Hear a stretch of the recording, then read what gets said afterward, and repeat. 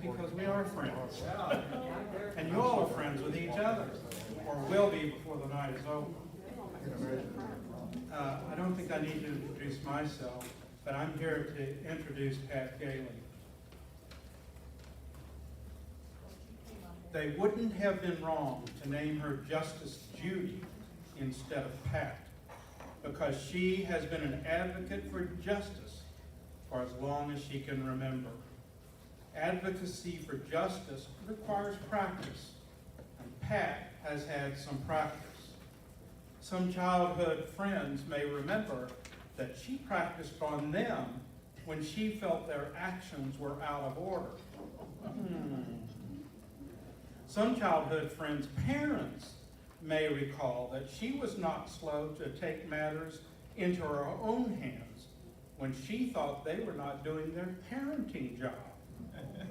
She's pretty sure she did the right thing in every case, in spite of being called a troublemaker. 30 years of practice as an occupational therapist and educator meant 30 years of practice advocating for vulnerable people. She learned that the world changes on a dime, so she might as well make a practice of speaking truth to power at every opportunity. If she missed that turning point, she may not get a second chance. One person who knew Pat well has said more than once that Pat doesn't get mad, she gets what is fair. It's not entirely true. She does get mad. There's a lot going on that deserves an angry response. But the whole point is to correct errors so that justice can prevail. And in the case of Kentucky's misguided exception clause that permits the enslavement of people who are convicted of a crime, that meant there was and is work to do to raise awareness and educate as many people as possible. Pat wasn't sure how she could help with that, but she was ready to listen when Max Parthas, lead organizer in the Abolish Slavery National Network, invited her to sit with the Abolish Slavery National Network team to explore possibilities for Kentucky. She is here today as a member of that national network and as president of Abolish Slavery Kentucky, a 501c3 organization dedicated to educating Kentuckians about slavery and involuntary servitude in our state. Her current mission is stirring up trouble and taking action to remove that exception clause. I give you Pat Gailey. Thank you so much, Jim. Am I holding it close enough? You're going to need to talk louder. Okay. Can you hear me now? Yeah. All right. So thank you, Jim, and thank you all for coming this evening. It's really a pleasure to be here in Paducah. We are being treated like royalty, let me tell you. Beth and I are comfortable. So thank you for the warm welcome. We're talking about slavery and involuntary servitude in the exception clause.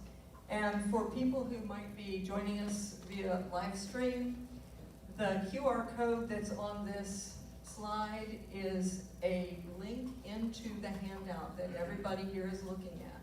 So those of you who are here will see on your seat, or did see on your seat, a page.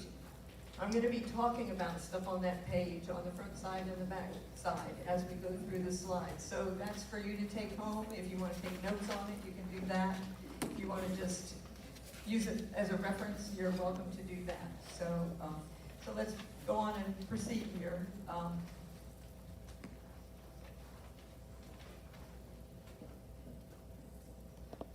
Article 1, Section 25 of the Kentucky Constitution says, slavery and involuntary servitude in this state are forbidden except as punishment for a crime, whereof the party shall have been duly convicted. Now, a lot of people have told me, well, that clause doesn't do anything. It's not really hurting anything. We don't have to pay attention to that. Keeping enslavement and servitude intact. The only difference between what's happening now and what happened prior to the Civil War with chattel slavery is that ownership has shifted from individual ownership to state ownership. We have been under state ownership actually since 1825, if you can believe that. So we've been doing convict leasing that long. Kentucky is good at this, unfortunately. Another thing that the clause does is it places crimes against humanity at the foundation of our criminal justice system. And it overrides judicial discernment. And we're going to talk a little bit more about that in a minute. It also presents a lot of problems for individuals who are convicted of crimes, for their families, and for their communities.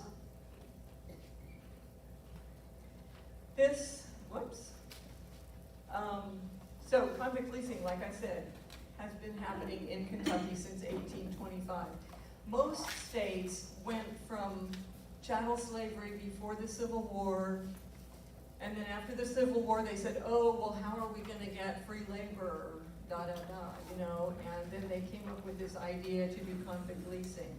Kentucky started doing convict leasing in 1825, and when the Civil War happened, there was basically no change. The Civil War was a blink for Kentucky.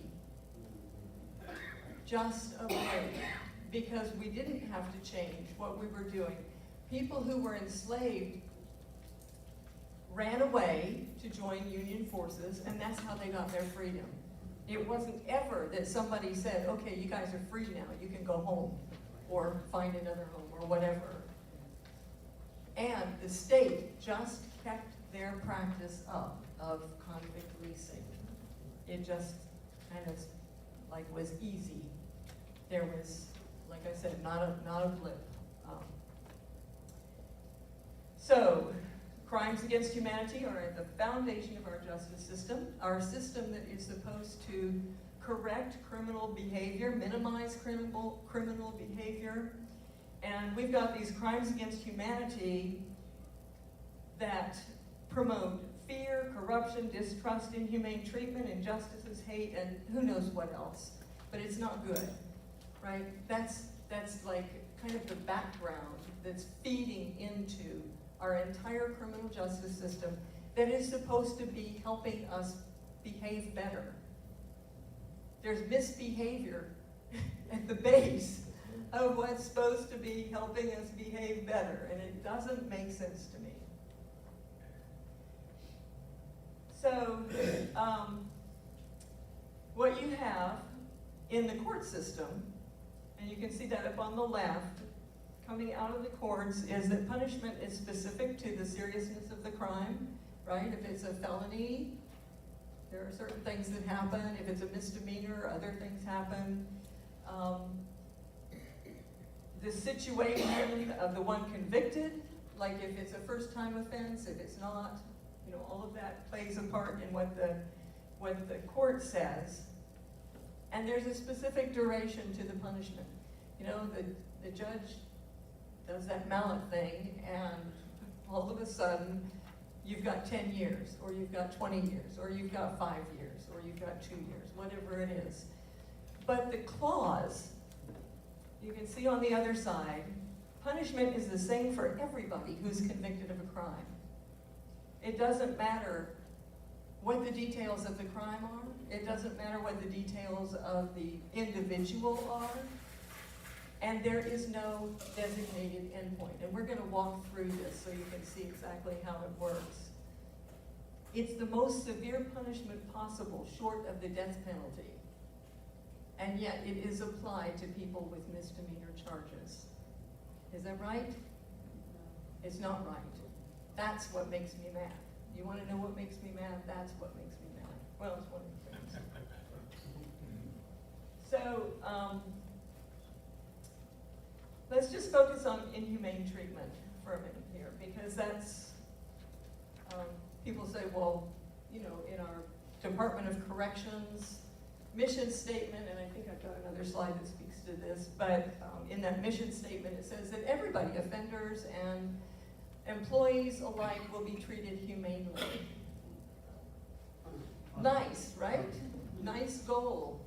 Very nice goal. Somebody was thinking when they wrote that, but they didn't line it up with this. So we need to change this so it's in alignment.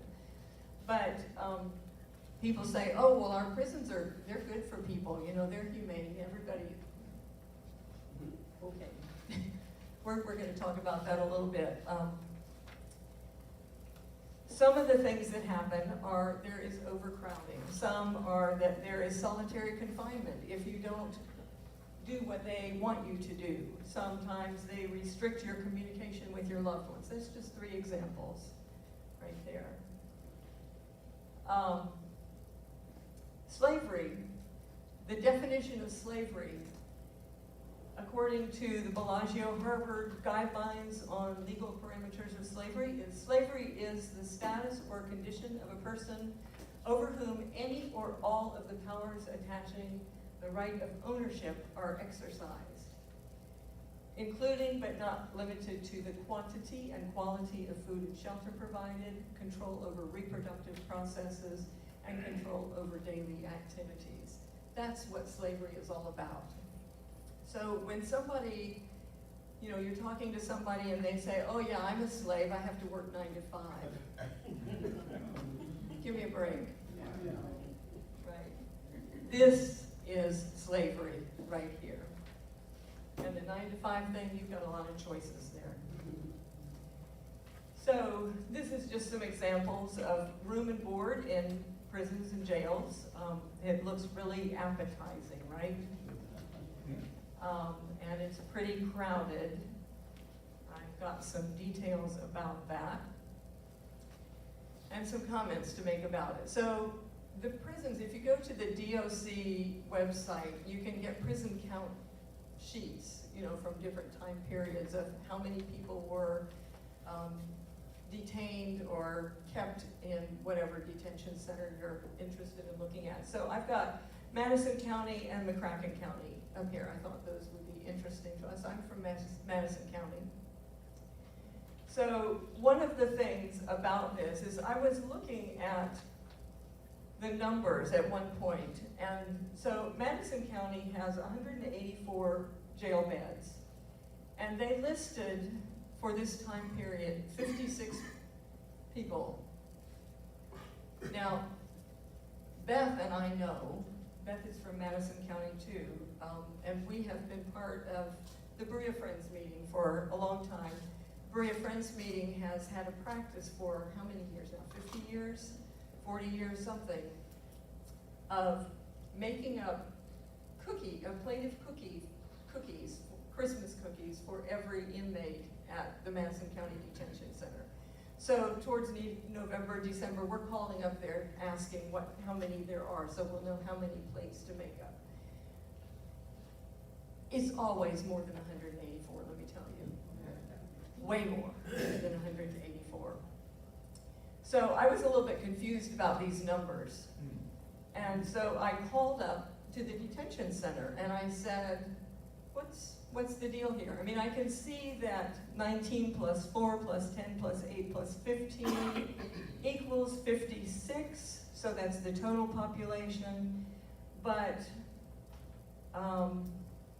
it's not making sense to me. And the person that I was talking to said, and I quote, "I'm sure we own more than 500 inmates." And I said, "Would you please repeat that?" Because I wanted to be sure I got it right. And she did not blink. "I'm sure that we own at least 500 inmates." So people think that it doesn't mean, having this clause doesn't mean that there's ownership. But the culture of the system promotes ownership. And that culture needs to be changed. Okay, McCracken County. We've got 343 total beds and a population of 318. There is no way that those numbers add up to 318. I'm not sure what's going on there. I'm not sure where the other part of the 500 is for the Madison County. It may be that that those other people are pretrial detainees, people who couldn't pay their bail. I'm not sure, I couldn't get that from the woman that I was talking to. There's a lot lacking in transparency in the documents that DOC is putting out. So that's my point here, is that we need to be more vigilant, we need to know more, we need to understand better what's really going on. But I can tell you that there is overcrowding, and here you go. So, the fullness of county jails by percentage, and let's see, Madison County, I don't know if people who are on the live stream can see my little arrow there. Madison County is right here, this in the central Kentucky, this darker spot that's up towards the 234% is Madison County. It's not quite all the way up there. And then McCracken County is over here on the west, and it is also one of the darker ones. So we know that these two jails at least are overpopulated. Well, in Mayfield, when the tornado hit, they don't have a jail, and so they shipped their individuals to Marshall County, from Cranston County. Okay, thank you. And just for the people who are listening on a live stream, the comment was that counties ship people around according to their capacity, and when there's a flood or something like that, or a hurricane, a tornado, then that changes the picture. Thank you for that. Involuntary servitude, forced labor. It's simple. We don't have to ask too many more questions about what involuntary servitude means. But let me just explain a little bit. Because when you talk to somebody about prison labor, they say, oh, those guys are volunteering, right? Well, the reason they are volunteering is because they are not allowed to be called employees, and that is in our Constitution. They are not allowed to be called employees. They are not allowed that because if they were allowed that, then wage issues would be prominent. OSHA issues would be prominent. But this is how the state gets around treating people fairly, is by saying that they're volunteering. And by making them volunteer, because if you volunteer, your choice is to either not volunteer and get one of those additional punishments like solitary confinement, beatings, loss of communication with your family. To volunteer means that you accept whatever conditions are handed to you. You have no recourse. By the way, if anybody has questions as I'm talking, please feel free to interrupt me. And if I'm going to get to your question later, I'll just tell you that. But you know, if you have a question, like, and we're talking about it, it's kind of like, that's your moment of power. Say something right then. Okay. So this is some examples of the pay rates. It's just a few examples. I mean, I've got a spreadsheet on my computer that's like 15,000 lines or rows or something. But so I put on here Kentucky State Penitentiary, Western Kentucky Correctional Complex, and McCracken County Jail, because I thought those are the ones that are closest to you guys and you might be interested in that. So you can see that we range from 59 cents a day up to $2.93 a day. There are different categories, you know, so depending on how long you've been there, how good you've been, maybe how white your skin is. I don't know all the criteria, but I'm sure that may have something to do with it. But this is like an average. Some people do actually get paid by the hour, but that was not apparent to me when I was pulling numbers out. I mean, there were numbers like that on my huge spreadsheet, but it's not very many people get paid by the hour. And I think the highest paid by the hour rate is maybe $1.92 an hour, which is pretty short of even minimum wage. And then what happens? When people are paid for their volunteer labor, some people have asked me, well, don't they get room and board? I mean, isn't that, you know, they get everything handed to them, medical care, room and board? I'm like, no, not really, but we've got to do a lot of educating in this state. So wages can be garnished up to 80%. 25% for dependent support, 20% for a victim's compensation fund. There are boarding fees. Forget the room and board is free, because it's not. And taxes and Social Security come out of those wages, yes. Do they get charged for a particular room and board regardless of how much they earn? I believe so. The question was, do they get charged a particular amount for room and board regardless of how much they earn? And I do think so, but I don't know exactly. Did you have an idea? You don't think so? You think it changes? Class B workers are in the other building, there's some in the jail. They do go out and do some jobs. They do have their own jobs themselves that their regular employees have. They can come in, they can go to, obviously. Okay, so the lady in the audience here is saying that situations are different for different people with different classifications. When I look at the details about how things are run, I get really confused really fast. I'll just tell you that, because it looks complicated. There are also additional costs, commissary costs. Communication with family members costs money. For family members to send money to their loved ones costs money. There are fees on that. If somebody is if they manage to get work release, they may have to pay for the supervision for that work release. There are also drug testing fees, parole fees, probation, supervision fees. Some of those, and I'm not sure which ones, I haven't looked closely enough, but some of those, and I know that probation, supervision fees are not regulated, so it's kind of impossible to know how much people are actually paying out to probation or for their probation. So here's our exception clause again. Punishment. What does that mean? There are no limits on the severity of how slavery and involuntary servitude play out. Nobody has put any limits on those ever. This is a picture from about 1912. Correctional officers, even to today, are given the authority to use whatever means necessary to assure compliance. If somebody looks at them cross-eyed, they can do whatever they want. They can throw them in solitary, they can beat them up, they can whatever. So that is punishment.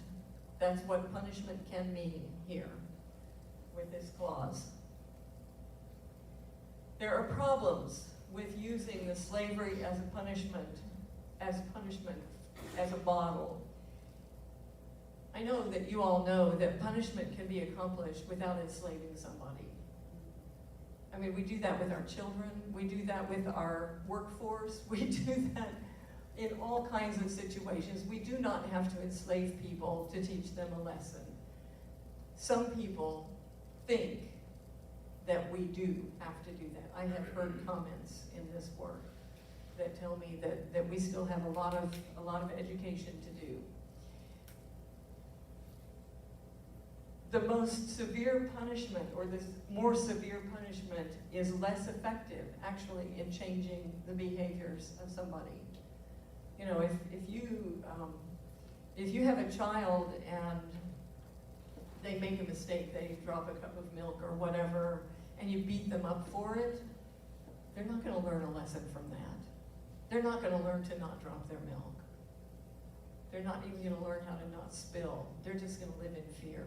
And they're not gonna be able to change behaviors because their self-agency is taken away and they will have less capacity to make good decisions and move forward.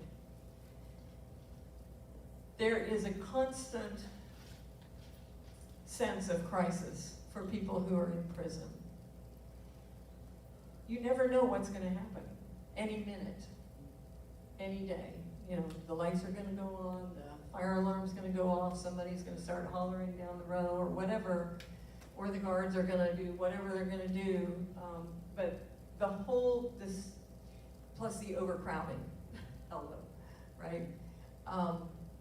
That whole situation puts people into a fight or fright kind of a way of thinking. And you cannot reflect on your behavior and make good decisions about changing your behavior if you're in that mode of flight or fright, right? So, so it's not good. There are about 25% of this population, the general population, is neurodivergent. I don't know if you're familiar with that term, but we're talking about people who are on the autism